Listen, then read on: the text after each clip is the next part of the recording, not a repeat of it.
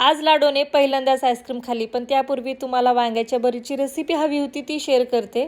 वांग्याला तेल लावून त्यामध्ये हिरवी मिरची आणि लसूण टाकून छान भाजून घेतला. नंतर त्यावरची साल काढून स्मॅशरनं स्मॅश करून घेतलं.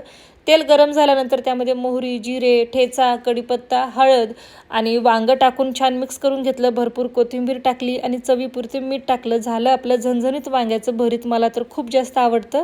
नंतर आम्ही लाडोला घेऊन बाहेर निघालो, कारण आता शिवजयंतीनिमित्त तिचं छान असं फोटोशूट करायचं होतं. फोटोशूट कुठे केलं, कसं केलं, हे सर्व काही मी मागच्या व्हिडिओमध्ये शेअर केलेलं आहेच. फोटोशूट तर व्यवस्थित झालं, पण नंतर मला ॲसिडिटीचा त्रास व्हायला लागला आणि संदीपचं असं म्हणणं असतं की ॲसिडिटी झाल्यानंतर काहीतरी थंड खाल्लं पाहिजे, म्हणूनच आम्ही नॅचरल्समध्ये आलो आईस्क्रीम खाण्यासाठी. पण माझ्यापेक्षा जास्त आईस्क्रीम तर लाडोलाच खायची होती आणि तिने आज पहिल्यांदा खाल्ली.